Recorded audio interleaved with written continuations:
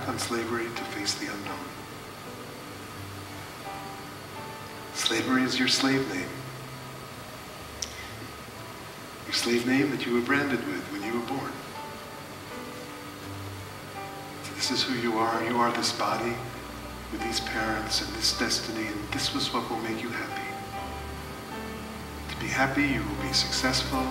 You'll have a family. You'll have a partner that loves you. You'll have children and grandchildren. You'll have this wonderful career and a great life and lots of good meals and sunsets and wine and hanging out with your friends and betting on the horse races. Call it a life. And people go after that and fulfill that. Most people in this world, it's about having children, having as good a life as you can have, having as much money and as much comfort, as much success as possible, as if that will make you happy. But it doesn't. It's slave wages. It keeps you alive, keeps you relatively content, particularly if you subscribe to the ignorance is bliss school. If you can live in enough denial, you can have a relatively happy life. But somehow, if you're here, denial didn't work. There's some pain, there's some gnawing, there's some unfulfillment calling. There's your own heart saying, come home.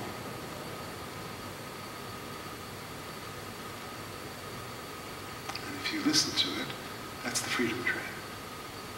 If you give yourself to it, love is freedom.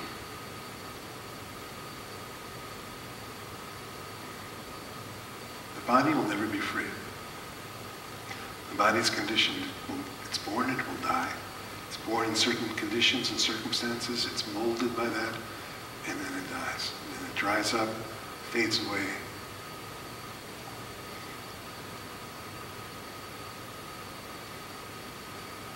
And as long as we identify ourselves with the body, we're never fulfilled. Because you can't fulfill the basic desire of the body is for survival. Basic. Of course. Everybody wants to survive, of course. But the trick of it is, the trap of it, is that every day you survive never really makes you happy because death is coming. Guaranteed failure on that one. Sooner or later, everybody dies. So fulfilling the self-perpetuating desire of survival never brings fulfillment. Because you can't be fully survived. It's dead meat walking.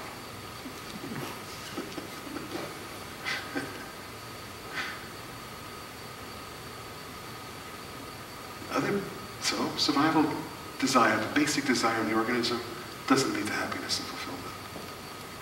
Social desire of the organism, to find happiness and fulfillment through family and friends, community and society. Doesn't work. You get pleasure, you have moments of true love, moments of happiness, but is it lasting? Can't be, because it's based on something that doesn't last. Relationships don't last.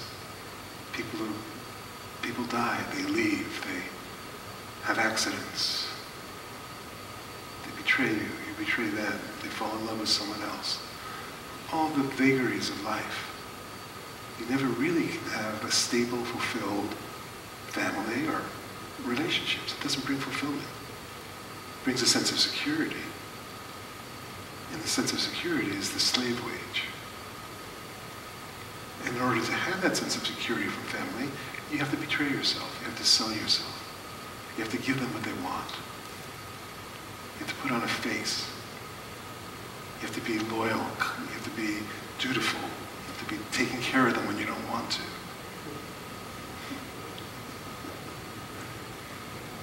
All in the name of family and self-sacrifice. It doesn't work. Second major animal drive, social drive. It works for survival. It keeps the unit together. It keeps the hive functioning. Everybody in the hive does their little thing, and it all works as a survival unit. But it doesn't bring fulfillment. And the third nature animal drive is to reproduce. Sex drive. It's pleasurable. Most pleasure probably you can get as a human, maybe. But it doesn't last. It's never enough. It doesn't bring lasting fulfillment. It brings momentary fulfillment, momentary pleasure. But finally, not enough. So there's a search for more and different and better. It's never enough. And each one of us is more addicted to one of those, to survival or to social or to sexual. Those are the three main addictions that we pursue subconsciously. We always have a story on top of it that justifies it and explains it and rationalizes. So we all tend to rationalize our subconscious motivations through a prism of self-altruism. You know, I'm being a good son, I'm being a good husband, I'm being a good father, I'm being a good manager, I'm being a good friend. And that self-idealization then allows the running of all the subconscious desires that don't lead to fulfillment. This is all how the slavery works. It's much more refined than having someone with a gun and chains on your legs. It's all internal. It's self-perpetuated. It's based on a mythological story of who you are. And that mythological story of who you are is made up based on your subjective rememberings of certain memories that get strung together into a narrative of me and my life. And if you consider how many days you've had so far in your life, 365 times what? Times 20, 30, 40, 50, 60, whatever. That's a lot of days. How many of those do you actually remember? Half a dozen? 10? 12? That become the cornerstones of me and my life, that explain and justify and rationalize and give the picture of how come you are the way you are. Completely overlooking the subconscious drives that are running it all. The drive for survival, the drive for relationship, the drive for sex. And all of that is covered in a trance called I'm awake and I'm doing it of my own free will.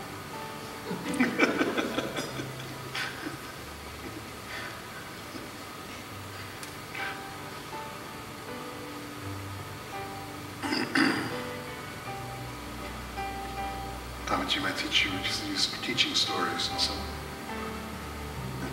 Free will reminded me when I was a little boy growing up in New York in the 50s, my dad would occasionally take us to Chinatown. And one of the attractions of Chinatown in New York in those days, there was one place that had these chickens. And if you put in a nickel, 5 cents, into this chicken would come out from behind a curtain and would play tic-tac-toe with you. And the chicken could win. You know? It was well trained. And